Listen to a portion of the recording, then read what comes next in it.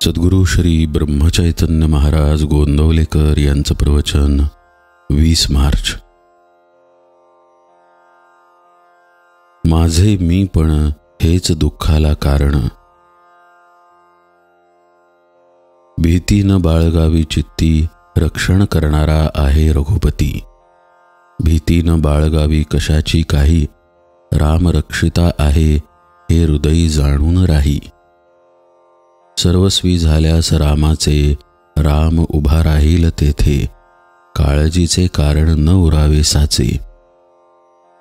राम म्हणावा दाता खरा, न द्यावा भीती काळजीला थारा। काळजी करू नये, प्रयत्न सोडू नये, कोणत्याही कारणाने रामास विसरू नये। म्हणावा प्रपंच रामाचा झाला, मनाने परमात्म्याचे होणे हा उपाय भला। तेथे ठाव नाही काळजीला तळमळीला। देहाशी ठेवता माझे मीपण, तेच होते दुःखाचे अधिष्ठान। आजवर जे जे काही केले ते ते मीपणाने झाले। जे जे मीपणाने केले ते ते दुःखाला कारण झाले।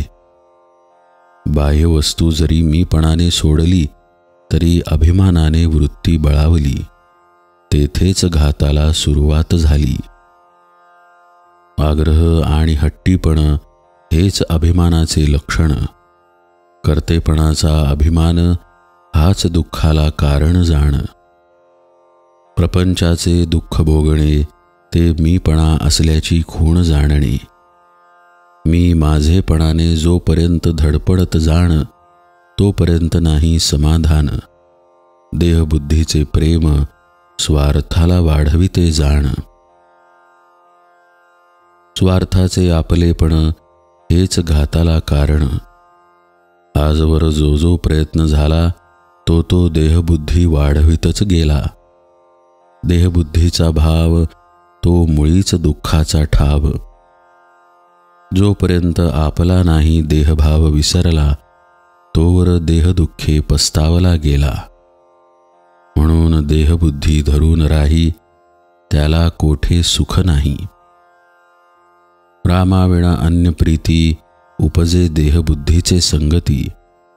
म्हणून मीपणाचे न व्हावे अधीन, जेणे भंगेल आपले समाधान।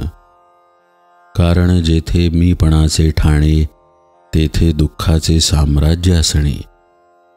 पाप पुण्याची भीती ही देहबुद्धीचीच संगती। वासनेत जीव गुंतला, कष्टी फार फार झाला। आजवर वासना पोटी धरून राहिला, आपल्या हिताला नागवला। नदी जशी अखंड वाहते, वासना तशी सारखी वाहते। वासना भोगाने कमी होत नाही, त्यागाने नाहीशी होत नाही। आपण देहधारी, देहदुःख न सोसवे क्षणभरी। ज्याला म्हणावे मी माझे, त्यावर माझी सत्ता न गाजे। माझे इच्छेने माझे मलाच ठेवता येत नाही, जगाने माझे इच्छेने वागावे हे म्हणणे खरे नाही। सर्व काही देता येते दान, पण उर्वरित राहतो अभिमान। कर्तेपणाचा अभिमान हेच भगवंताच्या आड मुख्य जाण। म्हणून माझे मीपण हेच दुःखाला कारण, रामाचे होण्याने होईल निवारण। सर्व बंधनांचे दुःखाचे कारण, कर्माचा करता मी होणे जाण। जानकी जीवन स्मरण जय जय राम।